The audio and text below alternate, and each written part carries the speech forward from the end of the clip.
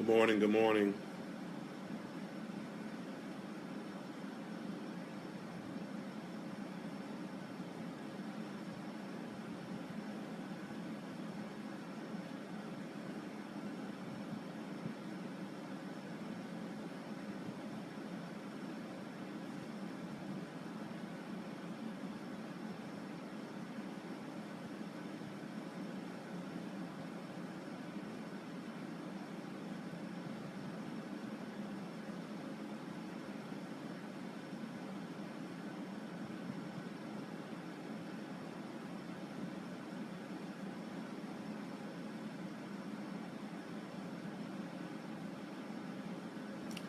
Good morning for the two of you all who are now on here.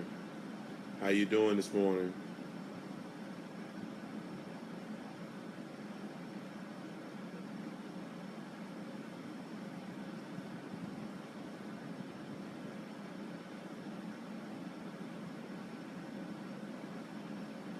Good morning.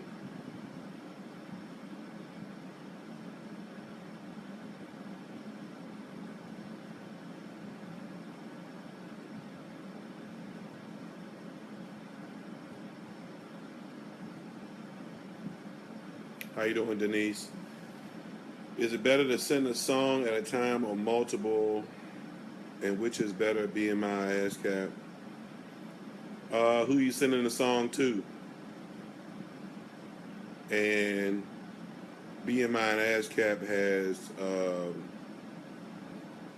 different perks for either one. I would say do your research, see which one is best for you. For me, BMI is better, but a lot of songwriters are with ASCAP, so most definitely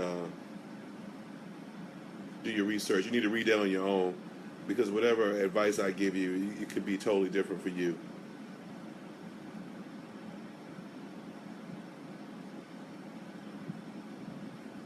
What's up, Gavin? How you doing, bro? I'm yet holding on. Got production deadlines, running the race. Thanking God for my life. Thanking God for my time. Life is so short. Praying for Sister Lucretia Campbell this morning. God will heal her body. Gavin, when you coming down to do the hymn moment with me, man? You taking too long. It's taking you so long.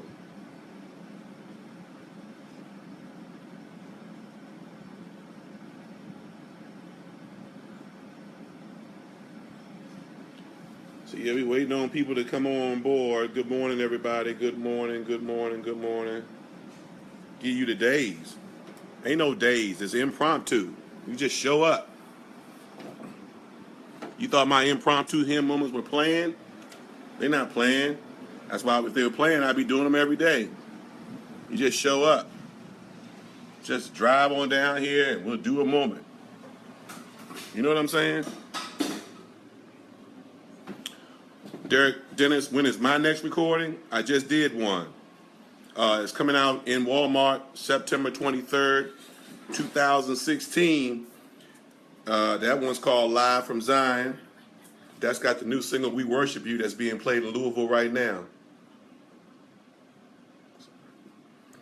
And then we got Christmas. Got a Christmas project dropping in Walmart on October the 21st. That's going to be in stores everywhere October the 21st. And got some stuff I've done down through the years on that project. Y'all excuse me, I'm just moving rooms as we get ready to have this conversation about songwriting and opportunities for songwriters, things like that. So give me 1 second.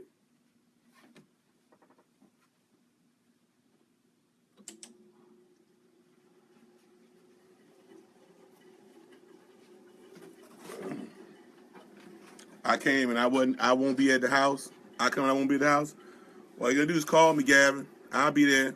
You ain't got no address. Just look up in the sky and put the bat signal up. Dennis, I was planning to come to the Dorsey, but I had too much production work to do here to go. I got some deadlines I got to meet like really fast. So, yeah. Christopher Bostick, how you doing, bro? Good morning.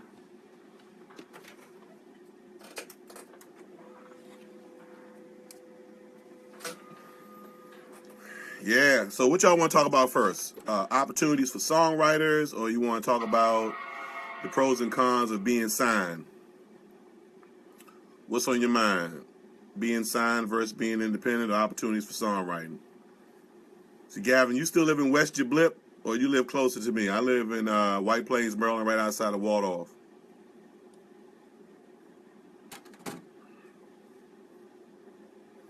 You still live in West Jablip. I understand we need to plan, but if you don't live that far, if you live less than an hour away, you can come on down.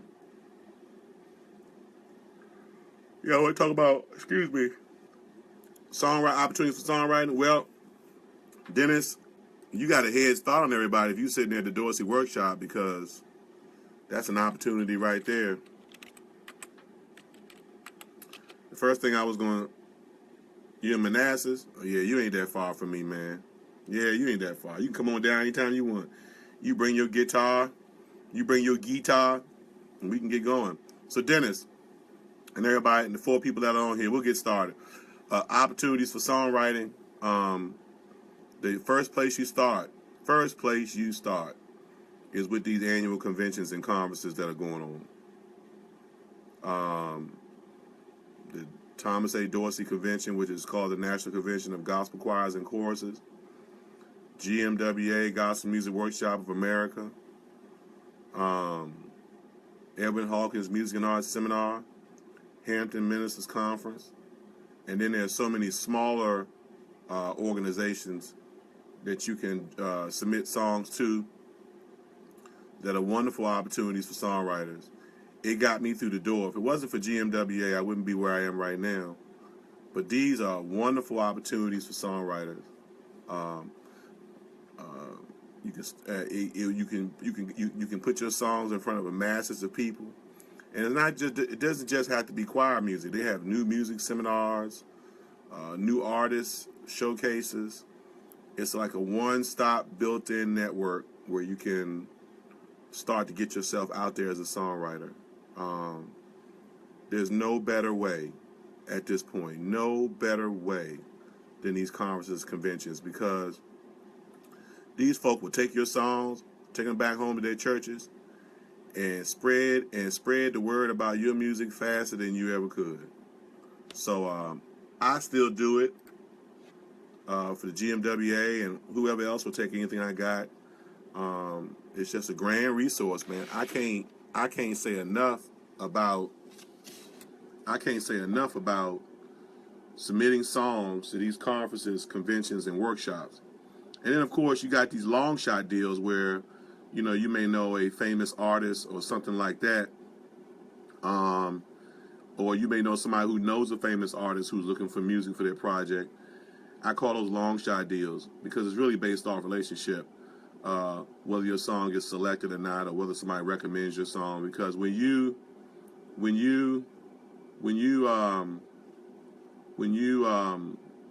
submit these songs to people, they're getting so many songs from many different places that they are, unless they know you, I mean, who's listening to all them songs? Not many people.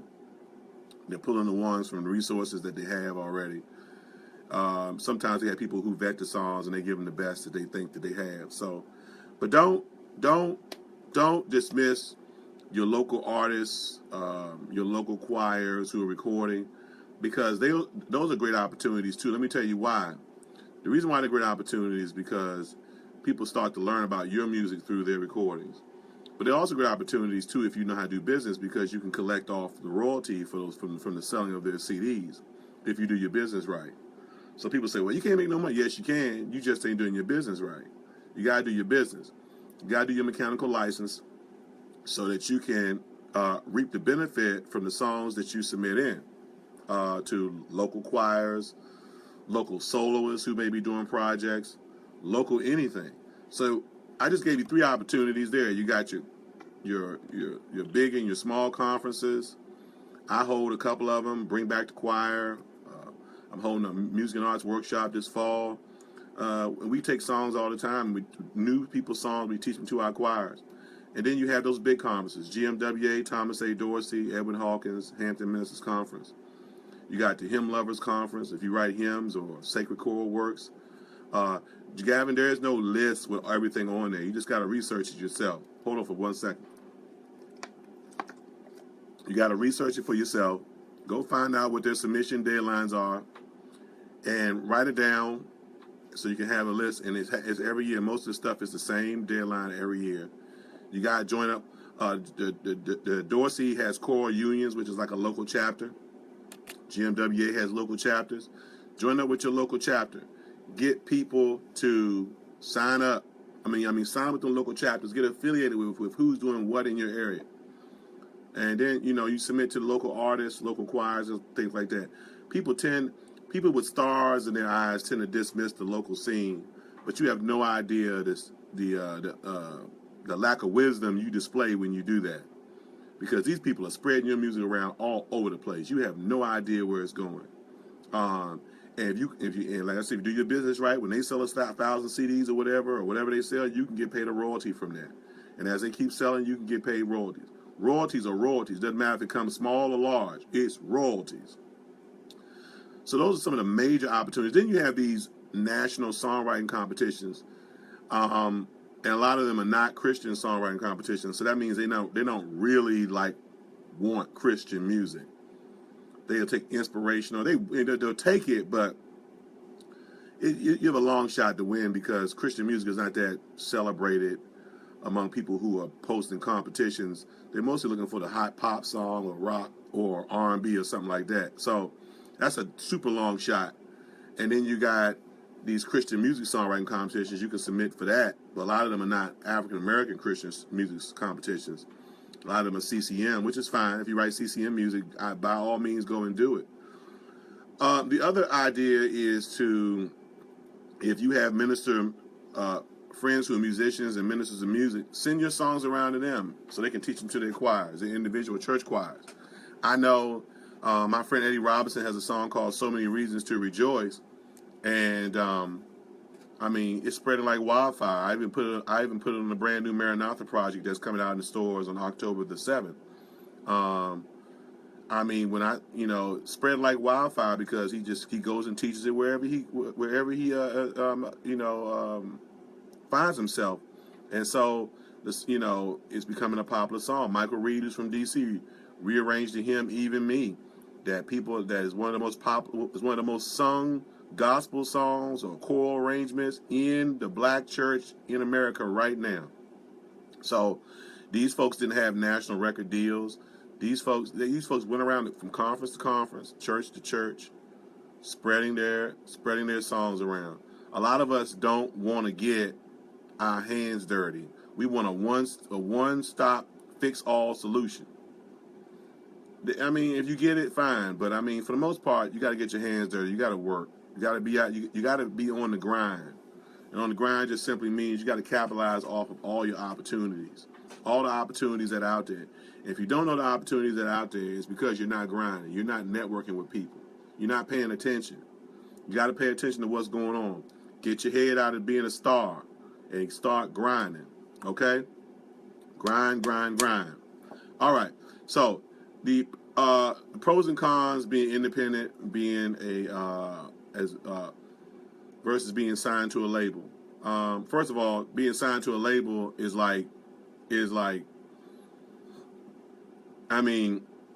even stars are breaking away because being signed to a label just basically means somebody else is paying for your project. Somebody else is paying for your career. Somebody else is marketing your product. And in return, you get to go and be an artist. And that's fine. If you really don't want to do business, be signed with somebody. But you need to know, as far as money making is concerned, if I'm a label and I sign any one of you all, if I sign any one of you all to my label, you're not going to see a dime of royalty money, whatever you wrote, whatever you didn't write, whatever we agreed upon, you're not going to see a dime until all that money is made back that I spent. Period. And rightfully so. You shouldn't see a dime. You didn't spend any of it. Yeah, you did the work, you performed the project, but I paid for it. I'm speaking to you as I'm the label and you're the artist. I paid for your record. You're not getting a dime until I get my money back. And then the dime that you get when I get my money back is going to be split a couple of ways. I'm going to get the lion's share of that dime, and you're going to get the back portion of that dime because you didn't put anything up to pay for the record.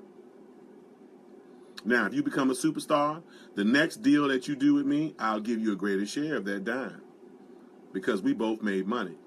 You're going to make your money from performances. I'm going to make my money from the sale of the CDs, and I'm going to get part of the royalties for the songs that you wrote, and that's how this is going to go. That's a recording contract in a nutshell. All the above. You're independent, you get the majority of that dime, less whatever site you may list your music on, or you can list it on your own website and get the majority of that and just take out the bank fees that you may have to pay for doing credit card charges. So that's it in a nutshell. I'm independent. I get to do it.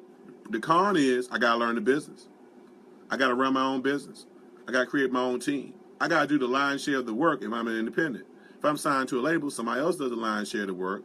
I go out and perform, and I still may have to do some work, but majority of my work is going out to help promote that record. If I'm independent, I gotta do it all. I'm the back office, the front office. I'm everything. And if you don't enjoy doing that, if that's not you, don't do it, because you're just fooling yourself. You'll never be good at it. The people who are good at it are people who loathe in this thing. We love it. We're reading business articles. We're reading articles, Success, Wall Street Journal. We're reading Forbes magazine. We are concentrating on business, and we're concentrating on the art, on being artists. We're doing it all. How many of you all actually concentrate on business? Probably 1% of you. Okay? You may read somebody's success story, but that's not concentrating on business. How do you run a label? If you don't know how to run a label, you don't have no business being independent. Okay? All right? So I just want to let you know that that's the con of being an independent. It takes away. You have to spend half of your time being a business person, the other half being an artist.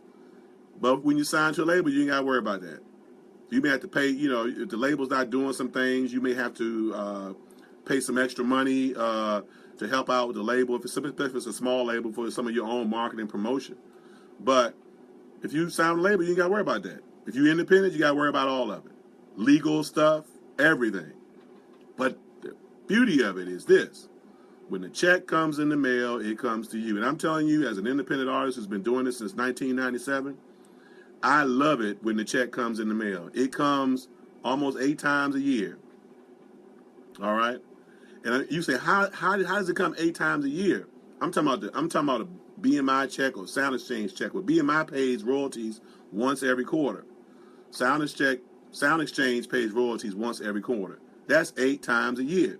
Not counting what I sell off from CDs, not counting my, at this point, my catalog, not counting live performances, not counting what I'm still doing in church, because I ain't quit no job. I'm still teaching school. I'm still playing in church. I'm a church consultant. I oversee 4 churches.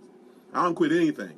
You independent, you got to have multiple streams of income. You can quit your job being full-time music if you want, but if you want to retire early, if you want to have some time to yourself and not have to worry about stuff, you better keep your day job.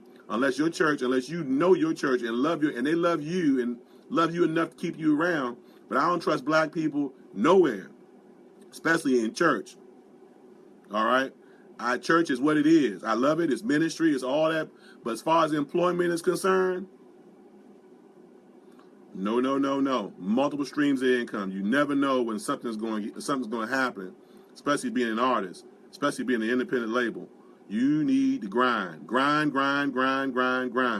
Somebody said building relationships. Yes, you got to build relationships. Relationships are everything in gospel music. Everything. And the industry is small. You say something about one person in an industry, everybody done found out in 1 week that you just said it, and you didn't even know they said it. I mean, you didn't even know that they knew that you said it. Look, when I was nominated for a Stellar, there was a person in my city who called somebody else that I knew that he didn't know that they knew me, complaining, fussing about why I was nominated. How did he deserve to be nominated for a Stellar Award? They didn't know that that person and me talk almost every day. So you got to watch who you talk about in gospel music. Don't part your mouth to say nothing about nobody. You don't. I'm telling you, it will come back on you. If you ain't man or woman enough to say it in their face, don't say it at all, because it will come back on you, buddy. Fire and brimstone. People remember long memories. Gospel music is filled with people with long memories. All right. So, any questions about songwriting opportunities? Any questions about being independent versus being signed? I'm here to answer your questions. Good to see you, Jamila Joy. I haven't seen that name in so long. I miss you. You were my buddy. I never forget the help that you gave people from Richmond on down to Washington, D.C. and probably other people I would never know. But it's good to see that name, Jamila Joy. Yeah, gotta have streams of income. Absolutely. Any questions, y'all? Questions. If you haven't heard about the Independent Gospel Artists Alliance Conference, then you need to get there. You need to get there. It's worth more than your gig. It's worth more than your booking. You need to spend time investing in yourself. www.indiegospelalliance.com. The page that you on started the Independent Gospel Artists Alliance Conference. I mean, you got to come. You got to come. It's the only place you can come to get in-depth knowledge. The people that are coming are off the chain. And the people that come from my conference, they automatically know that they got to come tell the truth. And you can ask any question you want to ask at the Independent Gospel Artists Alliance Conference. All right? I do these videos, one, because I want to help people, but two, I want to encourage you to spend more money on your education. Spend as much money on your education as you do on your career. Somebody write that down. Spend as much money on your education as you do your career. When I started the indie label, I didn't learn, I didn't know nothing. I thought all I needed to do was go make albums and everybody was just gonna buy them. Not so. You gotta learn how to market, promote. You gotta be a salesman, saleswoman. You gotta learn all this stuff. You gotta learn what people like, what they don't like, what's available, what is needed right now. Anybody who wants to put out a children's choir album right now is going to be a well-off person, because nobody's making children's music for church. Bet none of y'all ain't thought about that in a long time, have you? What children's choir directors are doing now is they are revamping gospel songs, but it's not children's songs. Anybody want to do a children's choir album? It'd be a perfect opportunity right now. I'm trying to tell you. Bless you, Stephen.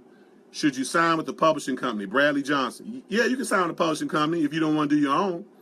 I do my own publishing. I've had offers from GIA and a couple of others, but I don't want to sign with them. They don't pay me enough money. When you start realizing how much money you can keep for yourself, you can do your own publishing.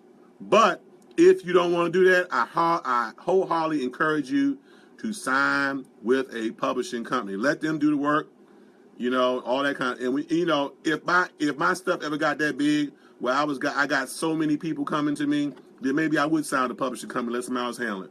But hey, I could become the publishing company. I can put up an email. I can put up a website and have you fill out all the paperwork online and pay the money, and then I have somebody just send you the license and put their name in it. And then hey, now you got a license. Just like Harry Fox. Harry Fox agency says, how many copies do you want to buy? I say 1,000.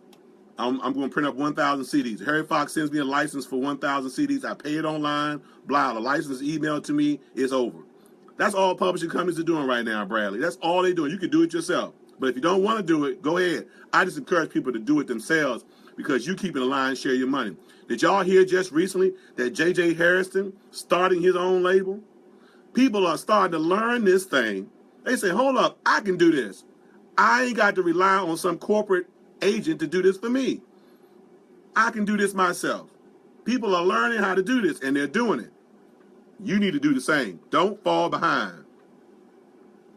Gavin said, you have the songs. Gavin, you got all kinds of songs. Stephen Redmond, check out Pure in Heart. That's my brother, Alpheus Anderson. Yeah, they got children's music forever. But when I run out of his children's songs, I need somebody else's.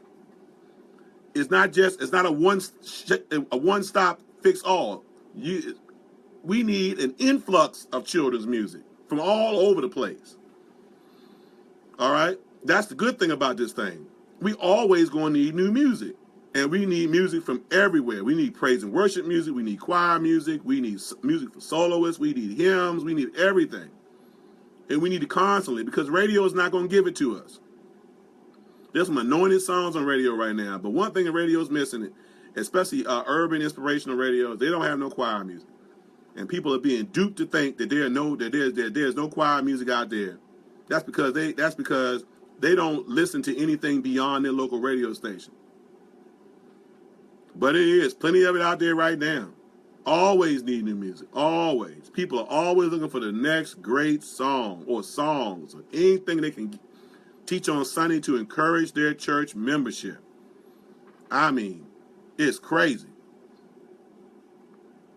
You know, every year I have the opportunity to do the Maranatha album. I get to introduce new music. Anybody got any questions? Mark, you said radio is terrible. Radio is not terrible. Radio is trying to survive. See, when you put the thing I learned, what got me from going from bitter to better is when I put myself in somebody else's shoes. I put myself in Kathy Hughes' shoes. When Coca-Cola and Pepsi and all of them come to you and say, hey, if you just urbanize your music a little bit, we'll give you more money.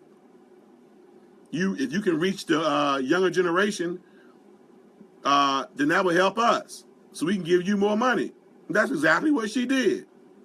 She took off choir music because choir, that younger generation, they like rap, holy hip hop.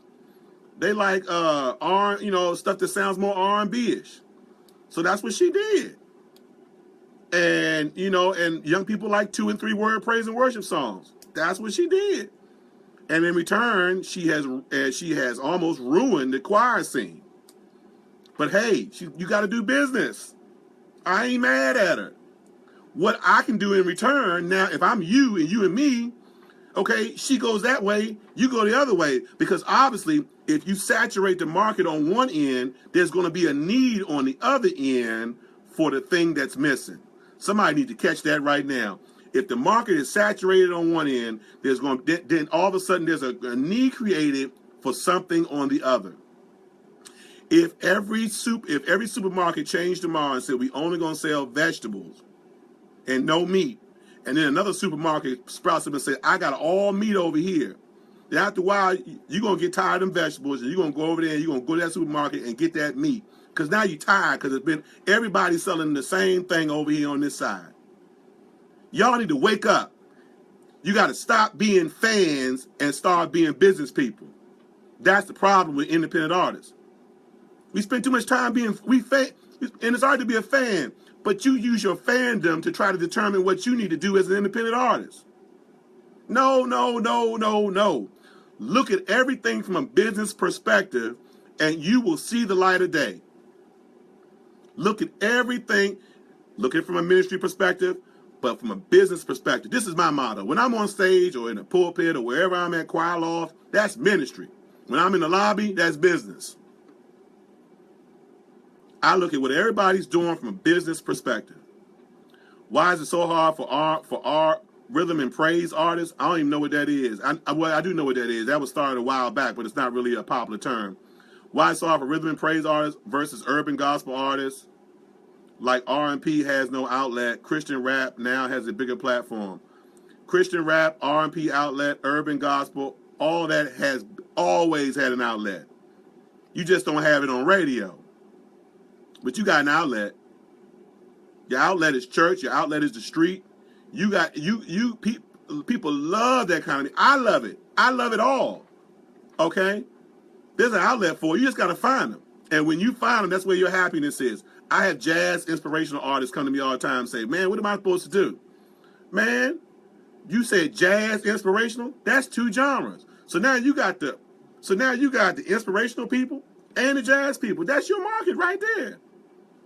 Don't just limit your market to the people who come to church on Sunday morning, and you will find everybody you need. Now, speaking in theory, you have to go and do the individual detailed work to make it happen.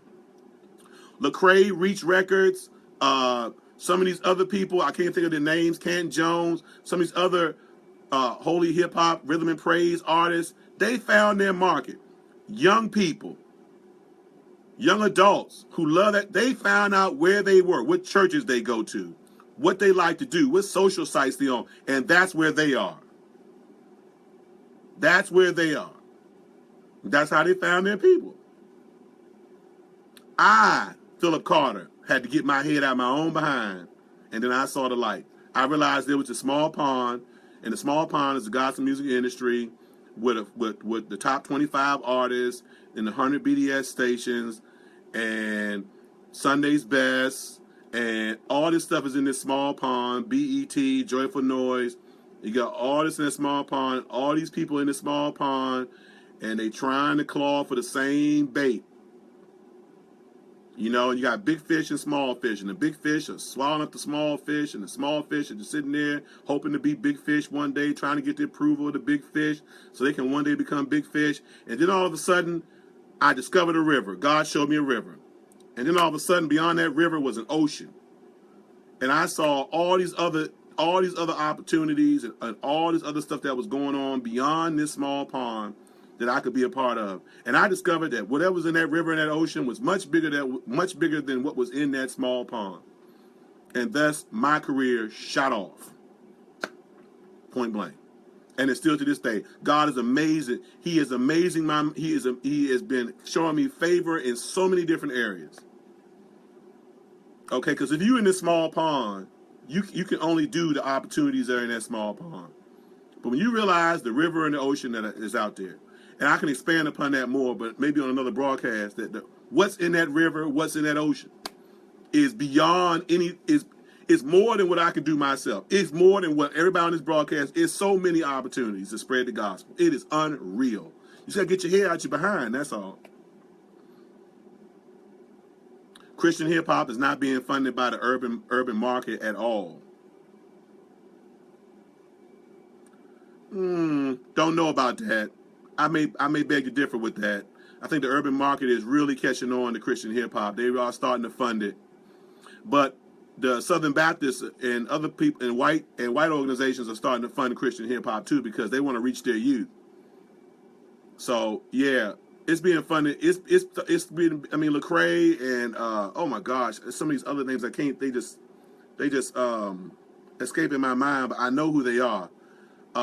The Truth and some of these other people, they getting funding and resources from all. I mean, people are just, it's ridiculous right now.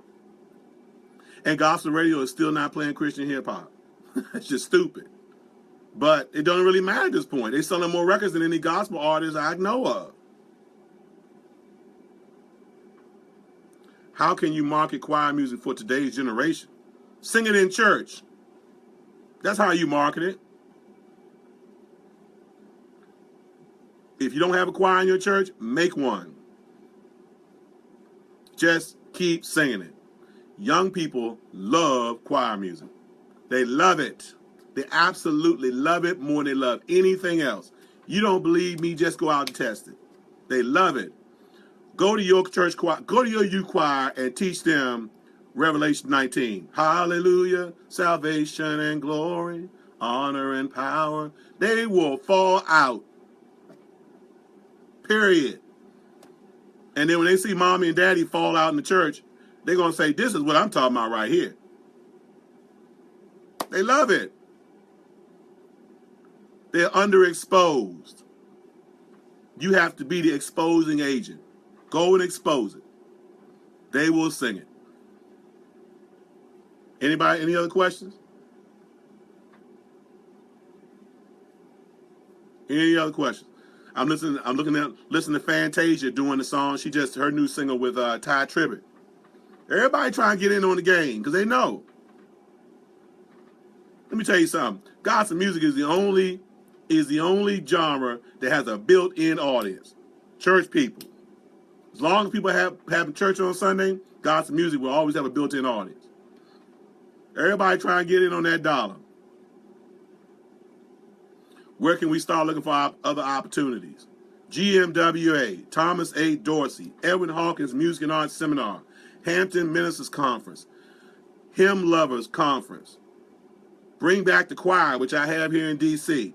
There's Margaret DeRoe has a Heritage Conference. Then you have Teresa Harrison's Heritage Conference. Opportunities are all over the place. All over the place. Not to mention the individual artists, local artists in your areas who are recording, who are always looking for music to record. You can do that as well. Awesome opportunities. There's the river and the ocean is much bigger than the small pond that most of us are looking at. Okay, so if Marvin Sapp is looking for a song, then you submit something to Marvin Sapp. But don't just relegate it to Marvin Sapp because you're trying to hit a home run the first time around. You go to Marvin Sapp and you go to Marvin Miles or whoever in your local market and you give them both the same song. Because royalties don't care who the artist is. They pay the same. If I got $1 in my pocket and Diamond McClurkin got $1 in his pocket, it's still $1. Some of y'all want to make his dollar worth more than mine, but $1's $1. Anybody else? Any more questions? Any more questions? Ask away. I'm here for another 5 minutes, and then we'll go because I gotta get to some projects. God bless all of you all. I appreciate this is good stuff. I'm happy to be able to do this, and I want all y'all want to encourage all of y'all to come to the conference, the 7th annual Independent Gospel Artists Alliance Conference that takes place in Chesapeake, Virginia, every year. We got people who come to this conference who are doing great and mighty things. Great and mighty things as a result of the information. It's a wonderful conference. You need to come. April Chandler will be there. President Habakkuk Music. Mike Chandler. Rejoice Musical Soul Food. About 42 stations. Tracy Morgan will be there.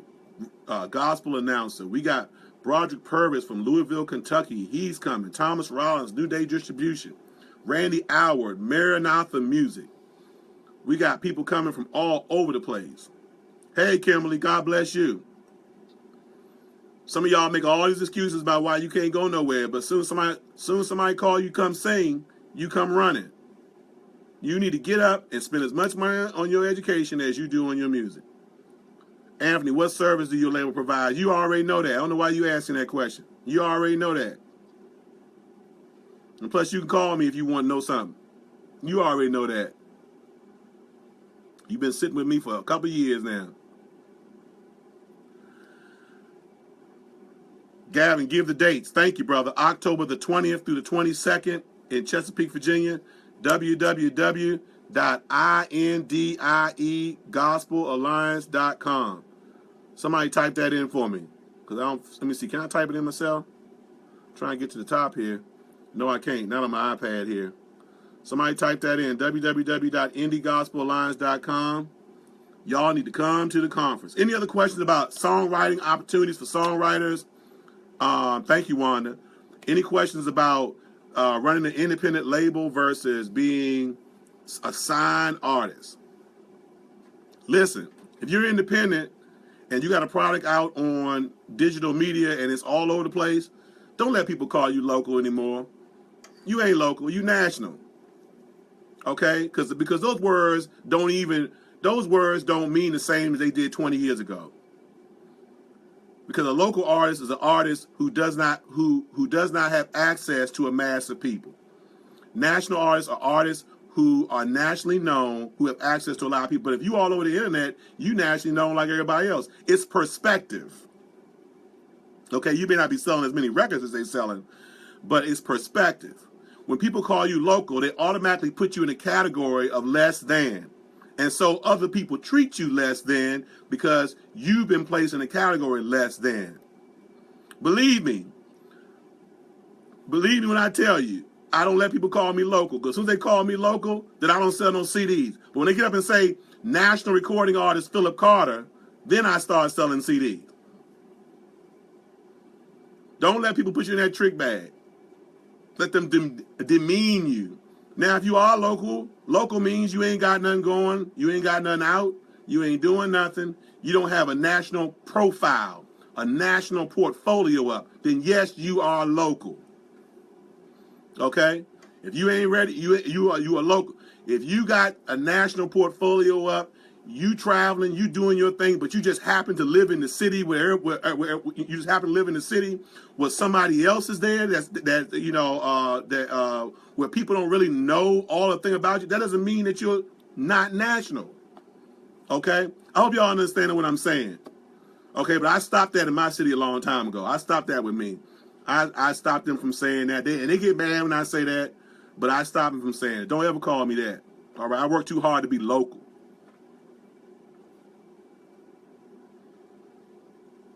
Bless you for posting the conference thing up. Gavin said, I ain't been local since 2007. I really ain't been local since 1997. All right? I like to say emerging. I don't even like to use the word stellar award-winning artist, because to me, that doesn't define me at all. It's just an accolade. All right? I like when people say business owner. Now that gets my fire going. You know what I'm saying? I use stellar award winning artist only when I have to use it to get the respect of people who are judgmental. Because when you walk in the door and you say you stellar award winning artist, they have to think another way. Okay? But other than that, I don't use that. When I walk in the church, they don't say stellar award winning, they say Brother Phillip Carter. I don't want them to use them words. People buying Stellas, they doing all kind of stuff. So it only use it when you're trying to gain the respect in the national. And if I was on a Bobby Jones show, then yeah, you say Stella Award-winning Phillip Carter, because fans think that's really important. But the average Joe, we don't care nothing about that. Some people do. I don't. It doesn't really matter to me like that. Any other questions? Questions. So we can end this thing. God bless you. I'm ready to do some hymns this morning. That's what I want to do. It's good to see all of y'all. God bless you. Send me or inbox me some stuff that you like me to cover. I want to make sure I'm covering stuff that y'all really want to hear. Is it true that the Stellars in some ways are rigged? Nothing is rigged. Bradley Johnson. Let me answer that. Let me clarify. Nothing is rigged. People just don't know the rules. Somebody repeat what I just said down below. Nothing is rigged. People just don't know the rules. The way fans look at the Stellars is this, or the Grammys or anything else, is that because you heard something on the radio 1,000 times and you heard another song on the radio 500 times, you think that the song that you heard 1,000 times is supposed to win over the song that you heard 500 times. But the real question is this: how many people know who you are? How many supporters do you have? If my song plays 1,000 times on my local radio station, and Kirk Franklin's song plays 500 times on my local radio station, and both of us are up for a Stellar, and the voting body has just learned about me, but they've been knowing Kirk Franklin for 20 years, who do you think they're going to vote for? Point blank. They're going to vote for